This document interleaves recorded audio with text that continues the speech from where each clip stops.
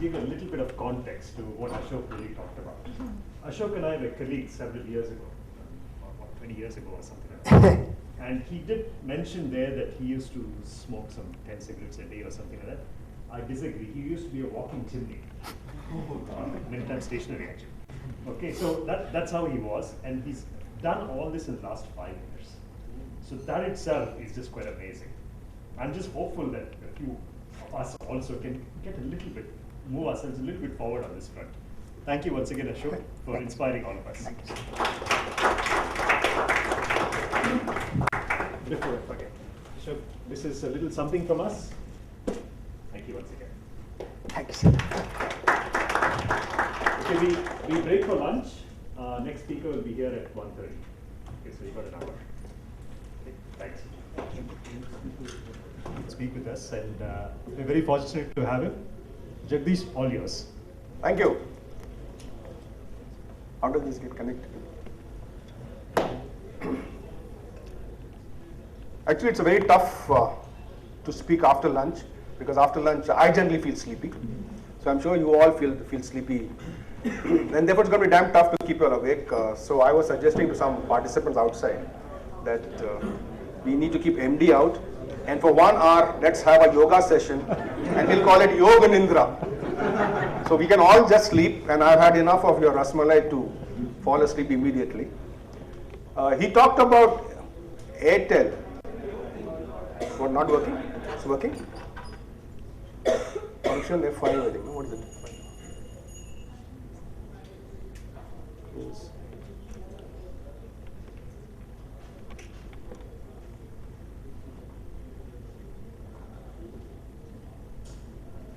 Why? It's not. I'll talk about customer centricity and stuff like that, for which I have had some experience in Airtel and in other places. But I saw the earlier speaker, Ashok, talk about the cycling and his passion and stuff like that. And I realized that maybe what you guys want to listen to is not what I've prepared. Because, I mean, the fact that you are all chief of customer officers in your company means you'll understand, I guess, you understand how to handle your customers well. And if you do understand that, then do let me know how to handle customers, because I still find it very difficult to handle customers, because they are something you just can't predict. Predictable behavior doesn't work with customers, and somehow MD, I think, he designs solutions. So, I was talking about why did I join Airtel? Reason why I wanted to share this is because it's all here. And a little before that, I used to be the MD for Gillette, and the mid-40 blues was hitting me at that stage. And I do not know if it hits most of you people, but it hit me a little early in life. It started off at about 36, 37. And I used to ask myself, what am I doing in life? And is this what I want to do? And I kept asking me, a question which came to me all the time was, if a man in India, if this Indian does not shave more than 1.3 times in a week, does it really matter? And here we were as a company trying to pump in millions of dollars in trying to change a habit, which is called shaving. And the average, before we did that big burst of money that we put into advertising and trying to give people samples and stuff like that, we spent millions of dollars. And average shaves per man in India per week was 1.2. So after spending millions of dollars, it came to 1.3. And this hit me even more, Jesus, is this what we really want to do? Or forget them, me. And Gillette may want to do it, but is this what I really want to do? And at that same time, I saw this video of Simon Sinek talking of the golden circles. And he talked of the what, how, and the why. And the why is what hit me a lot. And the why is, I asked myself a question. Why am I working? Is it for the salary? The sad answer was yes. And that was something didn't go well with me as a person. I mean, salary, yeah, it's important. We need money. but am I becoming the MD of a company simply for the salary, and is this what I want to do? And luckily I just happened to meet Sunil at the same time, around that time, and had a coffee with Sunil, and in this, he asked me, the person who was introducing us said to have coffee with him. Then he said he'll spend about 45 minutes with me. We spent about 3.5 hours, and he told me about his vision. And I said, here's a chance for me to do something which is very different. And his vision was to build a huge company, a mobile telephone company, and stuff like that. That was a huge vision. And he was talking about how to do it all across India. Of course, that stage we were only in Delhi. And we had just about negotiating to buy out JTM in Bangalore and Andhra and Punjab. Those were 3 circles with JTM. And we were negotiating that, and he asked me if I'll join him as the managing director of this company that we're about to buy. And I saw this as a great hook to hook my wagon. And for me, the vision was very different. And the vision was, here's an opportunity for me to change the way an average Indian lived. And I still remember my benchmark or my measurement for this goal was, if my maid or somebody in that category starts using the mobile phone and we can make a difference to her life, then I'll quit Airtel and my job is done. And that happened in about 5 years. So 2005, I quit Airtel because my job was done. I joined them in 99 AIM when we were buying out JTM. 2005, we had expanded to all India, and I had turned around quite a few circles by that time. I started in Karnataka, took over Andhra at the same time, then we took over Maharashtra, Goa, and then we took over, others had started in Tamil Nadu and others. So it was not doing well, so I became the turnaround expert. And by the time South was growing at about 100% and Karnataka and Andhra had obscene figures. When I say obscene is, it was really obscene. Sometimes when I look back, I say, these were obscene figures. And Sunil used to keep telling me, Jagdish, what are you going to do with this kind of money? I do not know whether you will ever imagine. What was the kind of EBITDA margins that we had in Karnataka and Andhra? There's one girl from Andhra there, so I don't know if she remembers, but we had an EBITDA margin in Karnataka of about 63%. And Andhra was a close second. And the rest of the country used to be in 20s and 27, 30. And if you ask me, what did we do right in Karnataka and Andhra? I think it was simply because I have 3 rules or 3 value system that I would go by in business, my entire career in industry was ruled by these 3 so-called value system, which incidentally I borrowed, and I got this luckily from Gurcharan Das, who was my first boss in Procter & Gamble. Now, he was the MD, he wasn't my direct boss, but I learned so much from Gurcharan, and from him I picked this up. And the first rule for me in business was, it's the customer decides what we as an organization will do. Second was innovation, simply ask the question why. And third was the primacy of the individual is paramount. So if I went by these 3 things, even in Karnataka and Andhra, we just believed that the customer will take care of us.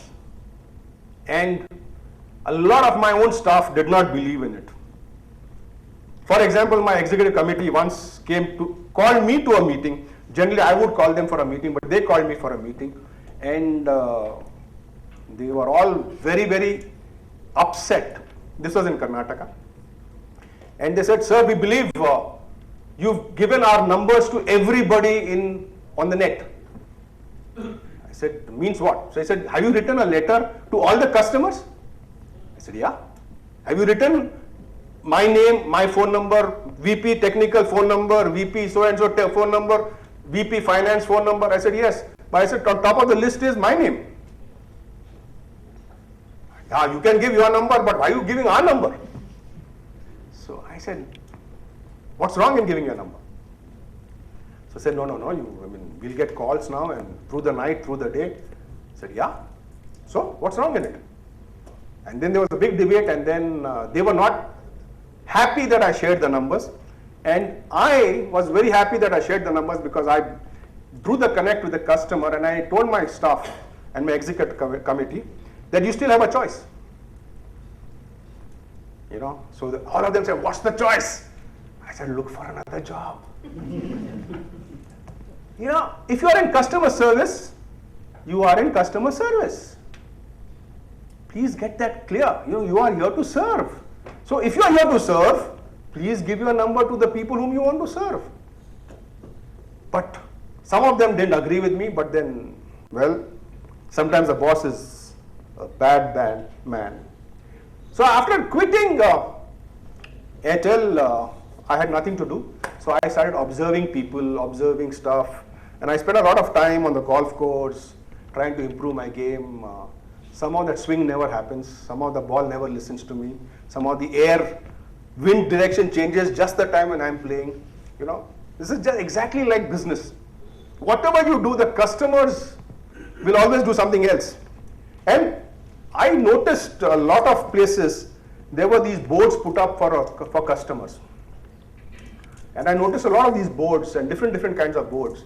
And there's a lot of pleasure you can take in reading these boards and interpreting them differently. So I just picked up 3 to wake us up also in the afternoon, after lunch. This was a signboard I saw in a safari park in Africa, elephant stay in car.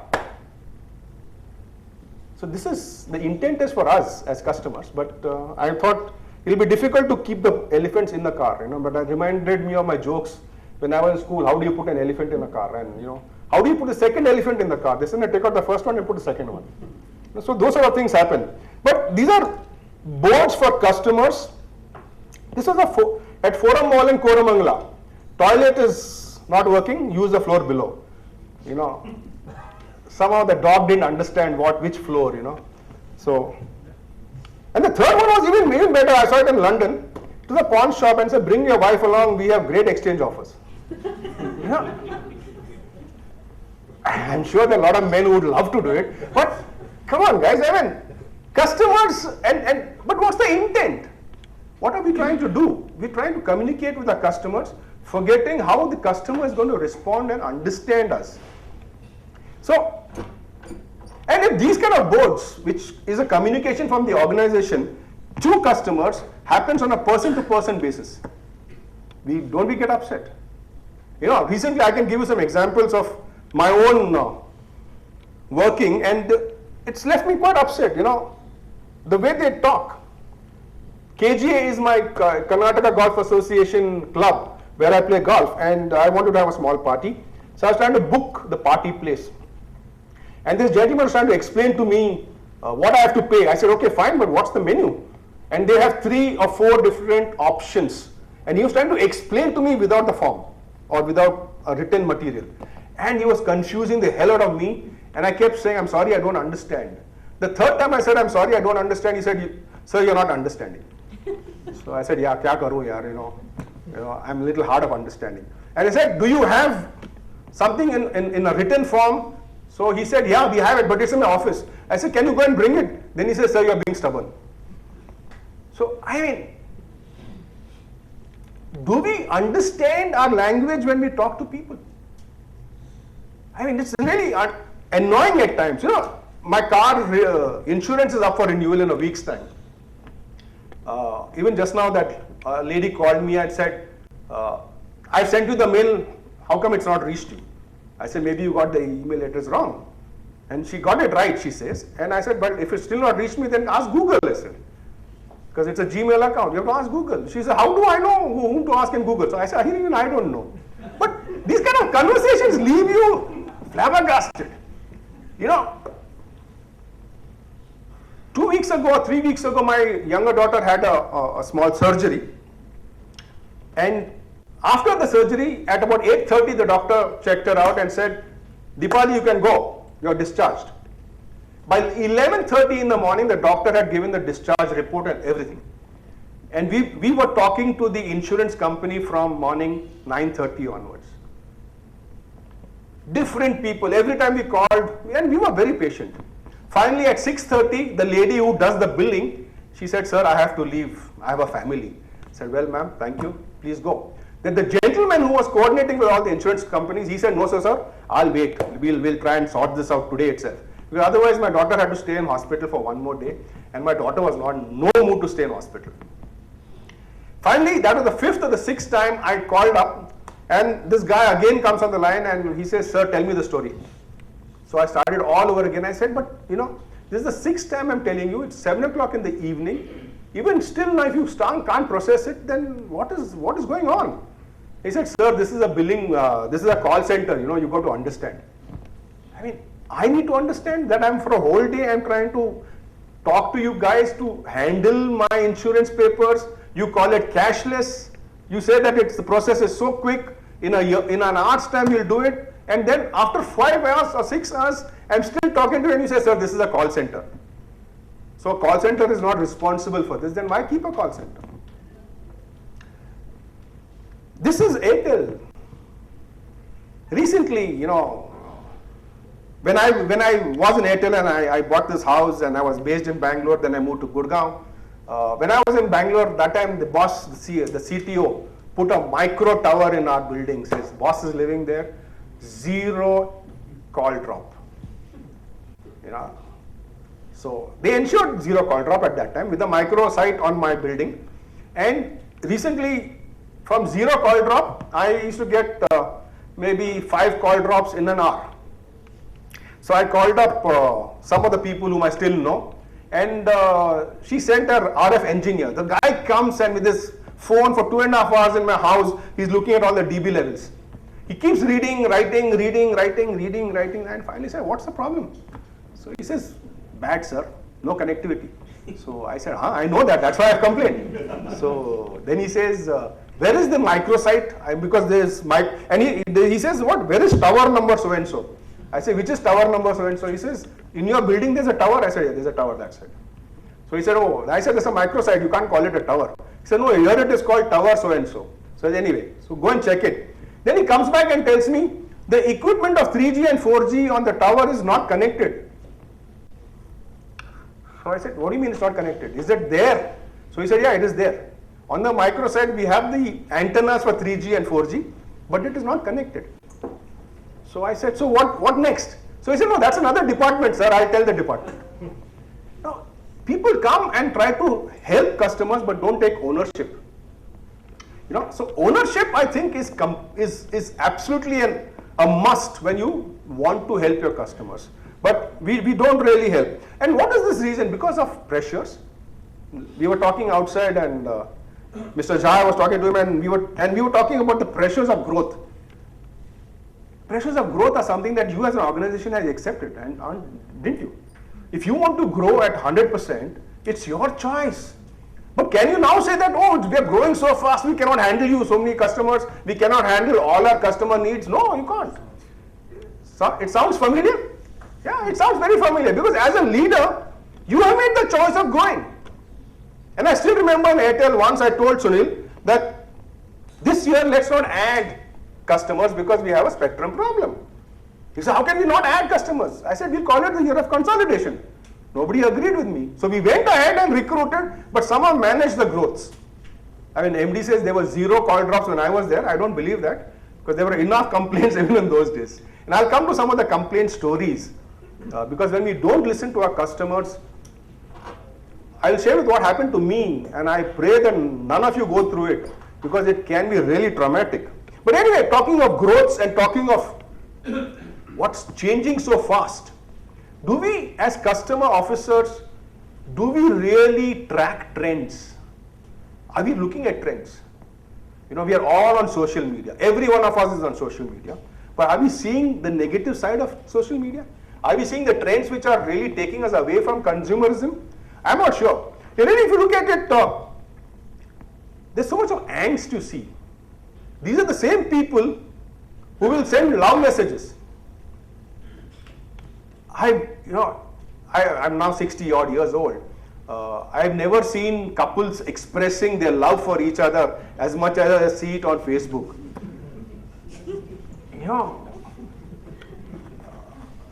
I don't even see my daughter and my son-in-law do that, you know. Sometimes, you know, they've been married now for 5 years, and I've never seen them holding hands and sitting, you know.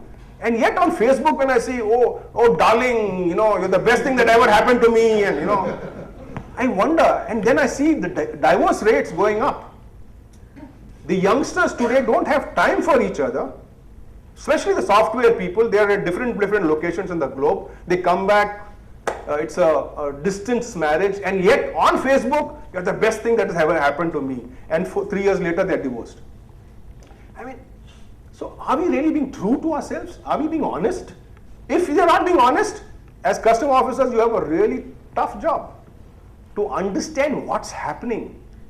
I mean, this is all consumer behavior. And this behavior is going to tell upon your products. Somewhere in the future, it is going to reflect on your processes, the way you understand, the way you want to help, and how you're going to help. I'm not sure. I mean, we look at conveniences, business trends. Everything we have now something or the other to help you out. You don't have to move your ass at all. You just sit where you want and you say, I want food, you'll get food. You want clothes, you'll get clothes. You'll get what you want. And recently I came across something, and my younger daughter introduced this to me. She is always in a hurry to leave home because her clients are waiting, and she's a digital marketing consultant, so she's always on the run. And when you're on the run, a young girl of 24 years old always forgets to carry her charger. Laptop मेरे पास है, charger नहीं है. Whole day I have to work, so how do I? And she's found something called Denso. Have you all heard of Denso? Pick up anything from anywhere to anywhere. And amazing. So she's found this Denso, and she rings up, Denso, go home, this is my address, and pick up my laptop charger and bring it to my office. Period. And then she calls up Mama, Mama, please pack up the laptop charger. And Mama says, where is the laptop charger? Oh, it must be somewhere in my room. Hey, what are we doing to ourselves? Are we really talking about convenience? Are we really, you know, has anybody here ever got a phone call in the past from your postman? Where is your home? Let me now change that question. Has anybody now had a courier delivered without a phone call? I mean, even the courier fellow has become so bloody lazy that he doesn't want to find your address. Even your own friends. Acha, theek hai yaar, I'm at so and so place now, and how do I come to your home? This reminds me, when I was in Dubai for a short time, there was one guy who used to explain how to come to his house. He would say, so and so circle, you will see a falcon. Don't take that circle, take the next circle. The next circle, you will see this animal called, you know, maybe a cheetah. But don't take that circle, take the next circle. I mean, but at that circle, do I take a right, do I take a left? There are 6 roads. But this is how we used to give directions that time. And now everybody wants directions on the phone. So sometimes I wonder whether my dream of changing the way the average Indian lived has become so different that the average Indian is now making me conscious that I may have made the average Indian a little bit more lazier. You know, we really don't want to make an effort for anything. And if that's going to happen with your customers, I mean, you and me are all customers for each other, you know. So if I become lazy, then you better be careful. You know, you are going to be managing a lazy customer from tomorrow onwards. You know, societal values. This old man, after I quit industry, I try to stop these youngsters who come on two-wheelers on the wrong side of the road. And every time I stop them, my return on investment is very high. They either give me galis in Hindi, or in Kannada, or in Tamil. And one common sentence goes across all. Who the hell are you? You know. So, but I found a way with the auto rickshaw drivers. The auto rickshaw drivers also used to give me galis and say, who the hell are you? But I found now a very nice way of handling auto drivers. I just say, end of the road, there's a policeman. He doesn't go back, he turns and he goes back. But the two-wheelers will still go. And two-wheelers are these guys who are educated guys. I have noticed. And most of them are software engineers, because I live opposite a software park. Next to a KGA, what is it called? That Embassy Golf. Embassy Golf Links. There are about 500,000 jobs there, out of which there are 300 software engineers on bikes. the way they cross the medians. You're driving this way and this fellow comes this way. If you don't brake, you bloody get beaten up, not them. So, I mean, this is societal values which are changing, and all this is customer behavior change. And somewhere, I am not sure how you guys are going to handle this. I'm lucky I'm no more in industry. I can stand on the outside and really look at it. And it's a VUCA world. We all know what VUCA is. And question is, do you want to be on the disruption or do you want to be the disrupted? That's a choice you guys have to make. What's VUCA? VUCA is V is volatile, uncertain, complex, and ambiguity. So this whole world is getting to be a complex, a different kind of a world, and values are changing, behaviors are changing, and with this, customers will change, customer demands will change. How you guys are going to handle it is your choice, but it's a question you need to ask is, you want to be disruption or you want to be the disrupted? And for me, I would say, always my mantra in business has always been keep it simple. And attack what is in your control. Do not try to change behaviors of others. It's not in your control. What's in your control is your behavior. What's in your control is your process. What's in your control is your company, your own people, your own stuff. So work on that. And if I have to work on simple stuff, I would say brand. Working on your brand is very important. And understanding your brand essence, I think that time Shyam said, he firmly believes that the brands don't want to offer customer service, which may be true today, because there's a cost involved to customer service. Customer service is expensive, and most companies don't understand this. They think customer service is very cheap. You just put 200 people in a call center and customers are taken care of. It doesn't work that easily. So it's very expensive, and therefore I think understanding the brand essence, again I'm now going back to the Airtel days, and what we did as a brand essence exercise in Airtel is what I want to bring to your notice here. Brand essence is a single thought that captures the soul of the brand. We said our brand should be fresh, and it's very nice to say, you get these consultants and you use these words, Fresh means innovative, leading edge, forward looking, solution oriented, dynamic. Question is, what does it mean to your customer? When you say solution oriented, for me as a customer, every time I have an issue, I come to your showroom or I come to your call center, I contact your call center, you need to give me a solution for what I have a problem with. Now, does that brand actually deliver?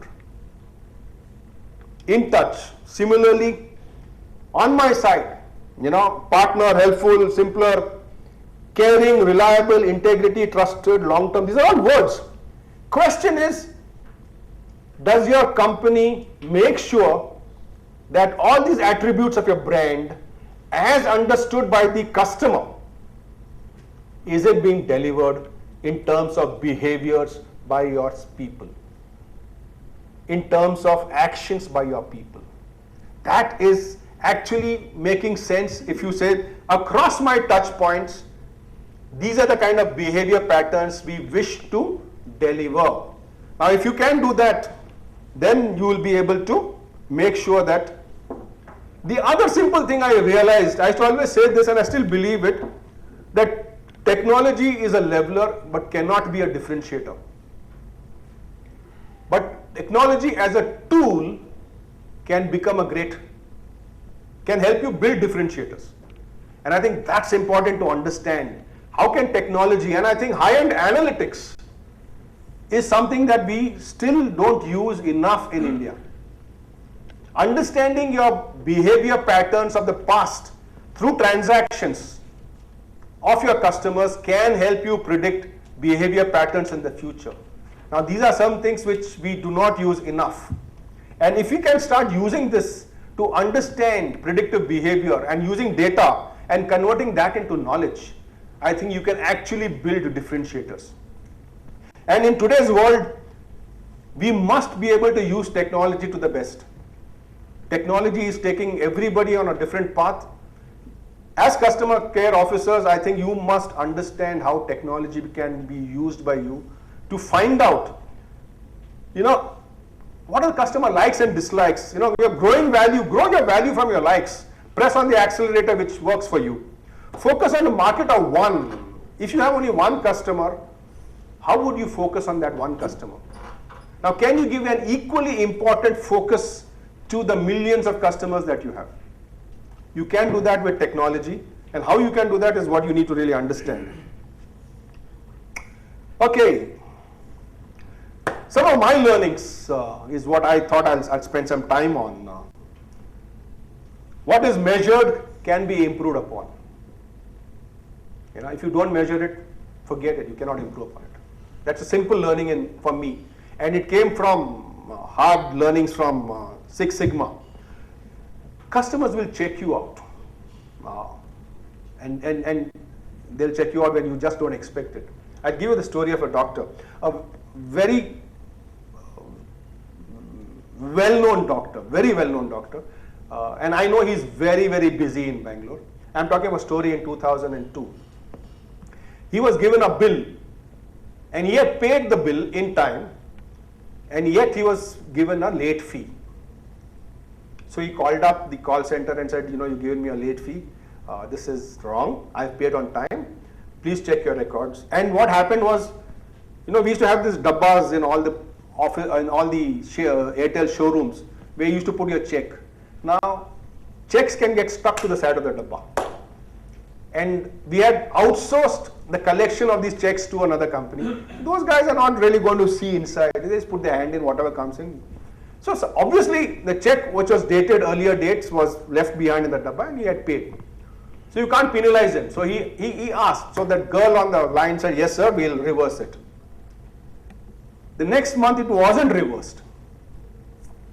So he paid the next month's bill without paying the late fee. He said, you said you were going to reverse it. And the next month after that, he got paid, he got slapped with another fine because he had not paid the full amount. This is how we complicate our processes. My chief customer officer at the back, that day with Airtel is smiling. But this is how we complicate our processes. And finally, in the fourth month, this man was actually in our showroom yelling at our front office desk girl saying, I want my 100 rupees now. I've paid it. You keep telling me you're going to reverse it. You're not reversing it. I want it now. And it's evident that this doctor doesn't want his 100 rupees. And this man who drives a Mercedes, you think he's going to leave his practice, his operations, and come here to fight with you for 100 rupees? He was checking your system. And luckily for me, one of our general managers from finance, Anant Narayan, was passing through that showroom. And he found this, he took out his wallet and gave the 100 rupees and solved the issue there. But that lady who was being bashed by this doctor spoke to her boss. And her boss also said, I don't care, you've got a DOA, manage it. We'll talk about empowered employees. You've got a DOA, manage it. So she said, can I give 100 rupees? Says, no, you can't give 100 rupees because it's not allowed. So the boss had tied her hands and it required a general manager to come and break the rules. So processes need to be flexible. Processes need to be flexible to the extent that you really empower your employees. Empowerment is a process, is a culture. Empowerment is not a delegation of authority, please. You know, you got to empower your people by saying that. And I actually, when I was doing after I quit, I did some consulting for Airtel. And that's the time we tried to define empowerment. And I went across the country to talk to all the employees of Airtel to find out how do you define empowerment. And what came up was a very simple definition of empowerment. And that definition was that whatever decision I take, if my boss is going to stand by me on that decision, right or wrong, then I feel empowered. It's a very simple definition. I want my boss to believe in me. And that does not mean that I get 200 rupees or 300 rupees allowance to, in the bill which I can adjust and cannot adjust. So empowerment is very different. Every person in your company is your brand ambassador. If he or she does not behave becoming of your company, your brand is actually diminished. And I think that's important. Customers will push you. And this was a case in point was Infosys. You know, in 2001-2, we used to celebrate when we recruited 1,000 customers. Today they celebrate when they recruit 3 million customers in a month. But those days for us, 1,000 customers used to be big. And we were about, I don't know, in 2003 in Karnataka must have been about 40 or 50,000 or 60,000 customers. And I think out of that, 3,000 customers were with Infosys on their roles. And the chief finance officer there, everybody knows him. He told his admin guy, your KRA for this year is to bring down cost of telecom by 35%. And we had already, competition had already brought down the prices so low that we were hardly making any money. And Mohandas Pai gave this KRA to Kamath. Kamath told KJ Ganesh, who was my corporate sales manager, if you don't bring down your prices by 35%, we will go to Vodafone. And Vodafone was standing at the door saying, we will give you cheap, we will give you cheap. And he said, what is cheap? We'll give you free. That's what customers want today. Customers want everything free. If you can't give it free, somebody else will give it free. So how do you manage is up to you guys to understand. And Ganesh came back to me and I said, we can't. So we had, there was this CFO who did all the calculations and I said, no, we can't. And Ganesh in his frustration said, well boss, then they will churn. I said, let them churn. It's better to do business profitably than do business with no profit. Because that's what I believe is business. So he went back and told Kamath, we can't give you. If you want to churn, please churn. They didn't churn. So they will push you and you have to see up to what extent you can go. Customers never lie. This is an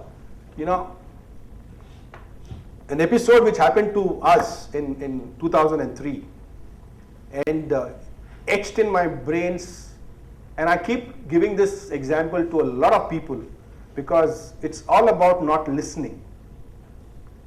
We don't listen to our customers enough. And 2003 we were getting huge complaints from Mysore, and the complaint was we cannot make calls, connectivity is bad or whatever it is, we cannot make calls. And when they said cannot make calls, call center said cannot make calls, congestion. Now again, instead of listening, we are interpreting. It was interpreted as congestion. So the top 3 reasons came up and this is one of them. So the technical guys would go and check all the towers in Mysore. And believe me, with all those reports I saw, there was congestion in 2 towers at peak hours and it was about 105%. Now 105% in telecom we don't really react, in peak hours. Rest of the non-peak hours it was okay. So the technical guys were actually saying there is no congestion. Customers were complaining all the time and the complaints were going up and up and it was going 2x, 3x, 4x. And then I finally, we used to have this customer meets. So I said, let's go to Mysore. The next meet is to be in Mysore. And that was the time Reliance was launching. As leaders, you have to be aware of what's happening in your company and what's happening outside. So Reliance was about to launch and we were having this issue of congestion in Mysore. And we decided to go and have the customer meet. Generally in customer meets, when we invite about 2,000 people, 2,000 customers, we would get about 600 to 800 customers who would come for the meet. And we would address them, take them through the processes and all that. And then we had these stalls where if they had any issues, we would solve these issues. Customer care girls and men who were in our company would sit down there and help them. All that we used to do. And we used to spend almost a full day there. So this was arranged and then we were sitting and I realized against the 600 to 700 people who what we expected, there were almost 2,000 people waiting in the queue because we had to check their bills before we allowed them in. We said it's purely for Airtel customers. Now when we are about to start and you see 2,000 people standing in a queue, I made a mistake of saying, forget checking, just let them in. And most of them were not Airtel customers. And I started talking to them, and one guy from behind yelled, speak in Kannada. So I said, my Kannada is a little faulty. I can speak in Kannada, but I do not want to speak faulty Kannada. But I can speak to you in good English, so let me speak in English. He said, no, Kannada. In Mysore, Kannada is strong. So I asked Shankar, who was my vice president, sales or customer care, I don't know, sales I think he was that time. So I said, Shankar, why don't you take over? And Shankar started speaking in Kannada. And they realized that this Kannada thing was not working. Suddenly, one man just stood up at the back and had some papers, he threw the papers in the air. And I realized that this is getting mad, out of hand. So there were some gentlemen and ladies, elderly people sitting in the front. I went up to them and I said, sir, I would request you all to leave because I can see this getting unruly. And I'm worried about the safety. And they said, what happened? So I said, no, don't worry, just leave. But they did not leave. And then suddenly we realized that it was a mob which took over. And Shankar and me were pushed onto a chair and then onto a table. And we were gheraued. Shankar and me were gheraued for almost 4 hours. The police were there. The DSP of Mysore was standing on a neighboring table and telling me, these are your customers, you have to listen to them. I said, I'm listening to them, sir, but why don't you get them under control? He said, you first listen to them because they are your customers. They pay you your salary, he said. I said, I agree they pay me my salary. I hope you realize I pay your salary. So he said, don't tell me about what you do, you listen to them. So this was getting unruly. I had about 20 odd girls from our customer care department, and I kept sending messages to Zina saying, take the girls and get out of Mysore now. And Zina kept sending the message back, not without you, sir. I kept sending messages, she kept saying the same thing, not without you, sir. And finally, I told Shankar, this is not going to end. I am jumping down from the table. It's going to be bad, but please jump immediately with me and I will push my way through and you will be behind me. Otherwise, we will never get out of this. And after that, leave it to me, I'll handle the police. So he said, are you sure, sir? I said, Shankar, you have no choice. If I jump and you're left behind, you will be alone. I don't want you to be alone. So when I'm jumping, are you ready to jump with me? And he said, okay, let's do it. I jumped, he jumped behind me. I got kicked 2-3 times. I got punched 2-3 times. But we came out. And I met the DSP outside and I said, if you don't clear this mess in the next 5 minutes, I will have to talk to somebody in Bangalore. And he thought I was pulling his leg. So I said, please clear it out in 5 minutes. He said, no, they have to listen to you. I don't know who they are. I called up the minister here, Deshpande, because I knew him and I had his number. I told Deshpande, I told him, Sahib, we are in trouble and your DSP is actually giving me sermons instead of clearing the stuff. He spoke to the Home Minister spoke to the Commissioner called him up. In precisely 5 minutes, the DSP of Mysore had a call. And then he salutes me. He says, sir, why didn't you tell me earlier? I said, tell you what? You're supposed to do your job. Anyway, that's the story. So the analysis for us as an organization had to be done. So I had to understand what went wrong. There were 2-3 things which went wrong. One was when the customer was complaining that you cannot make a call, we did not find out where and why and when they could not make a call. We did not ask questions enough to find out the details of the... Now what happened was in those years, in that time, Infosys, Wipro and all these companies had established new campuses in Mysore. And there was a lot more youngsters who moved from Bangalore to Mysore and from other parts of the country to Mysore for the jobs. Now these youngsters had to live somewhere and they were living on the outskirts of Mysore. You know, the Nanjangud road and those roads, That's where they were living. There were new societies which came up there.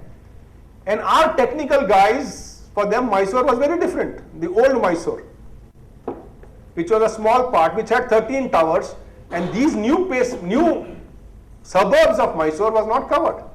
So that's the reason why they were making calls, saying that they cannot make calls. So as a customer service organization, we did not understand the language of the customer. And the second reason which went wrong for us was, when this was happening and everybody was complaining, there was one lawyer in Mysore who became a hero, and he put an advertisement in the newspapers earlier saying that we will form an association, we will bring down Airtel, we will kill this company, come and join me, I will file suits against them. So some of the people were going and talking to him, and he was moving from a little bit of strength to more strength, when my legal officer decided to teach him a lesson without our knowledge. And he put a defamation case against that lawyer for 1.5 crore. Now, he was such a small guy, we shouldn't have reacted. But my legal guy, without even talking to us, did this. Now that man brought all his gundas to teach us a lesson. So if you do not listen to your customers, things can be worse than what we went through. What we went through, I must say, is a small episode. It can really get worse, and the brand can actually be killed. And that's the responsibility that you guys have on your shoulders as chief customer officers. Now it's amazing that you guys have the responsibility, and the issues can be from the other parts of your company. If finance, legal, marketing don't do their job well, or technical, you still have to face the brunt. So in that respect, I believe you people should be like HR managers. We say that each department head is a HR manager himself. The functional head is a HR manager himself. So similarly, why not say that every functional manager is a customer care officer himself? So then your responsibility is about converting these people into becoming more customer centric. This was what we had done for Airtel. And again, just to bring about that process that we talked about, measurements. So believe in measurements, and measurements is what will take you forward. I want to leave you with one thought. It's believe, do not ponder. All this time my slide said ponder about. Now I'm saying believe, do not ponder. And I would request every one of you, when you go back home, get into the net, look for this Dr. Lipton's Biology of Belief. I do not know if any one of you has read it. But today's leadership is not about IQ and EQ alone, it's about SQ. And SQ is about being a part of the environment, being a part of moving from I to B, inclusiveness. And it's about being and understanding that my behavior patterns impact others. And if you begin to understand that, you will begin to understand how your behaviors will change. And if you can change your own behaviors, you'll be able to see huge amount of impact within your organization and with your customers as well. And for you as chief customer officers, I would say identify yourself with a higher level. Move to a higher purpose. Identify yourselves with a higher level, and that's your customer. Keep them on that pedestal, and believe that you can actually make a difference to your customers. The more you believe that you can make a difference to your customers, the more impact you will be able to generate. And your belief should be so strong and unshakable that everything that you wish to do and want to do will actually bring you to do it, because there is something called the RAS in your brain, which is called the reticular activating system. And what this RAS does is basically opens, when you actually empower your goal and you believe in your goal so strongly, and the organization, we are ready to underwrite success for our clients if these 5 C's are implemented. And let me also say these 5 C's are not easy. Character, commitment, consistency, collaboration, communication. And that's enterprise 5C.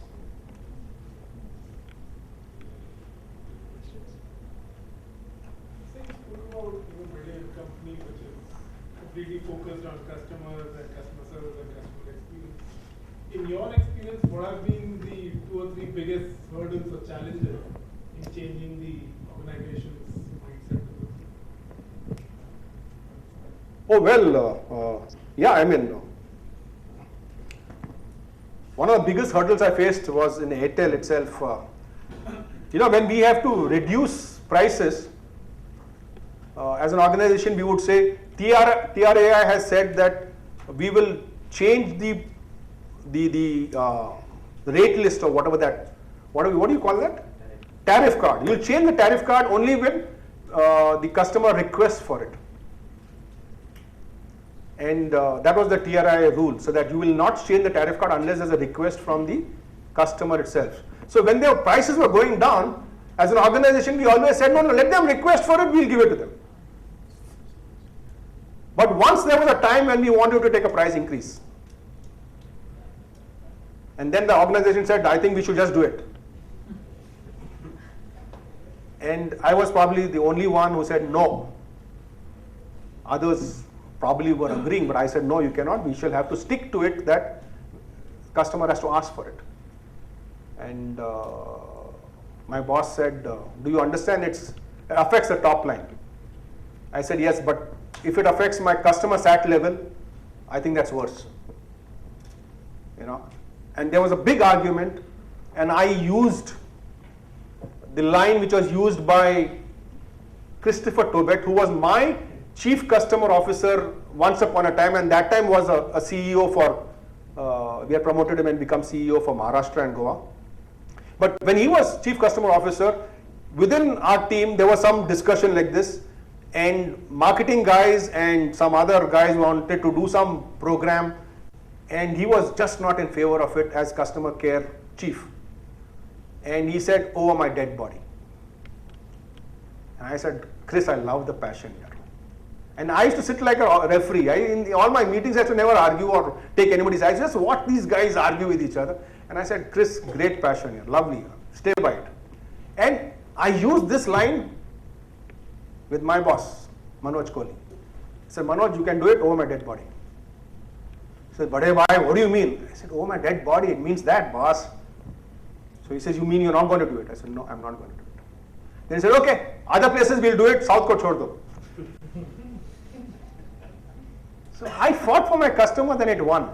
But you will always find a facade that we put on for customer care. We believe in it, but it's not 100%.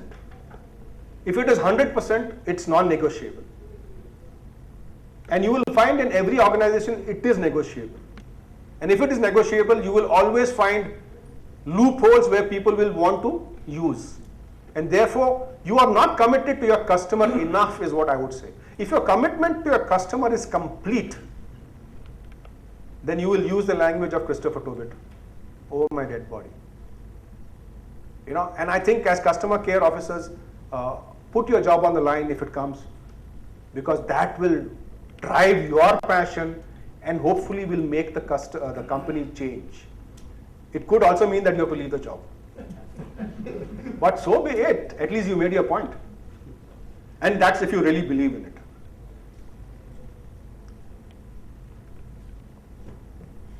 Any other questions? Thank you. Great.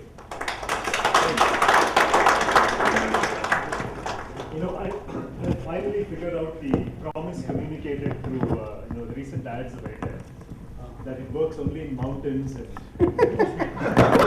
cities.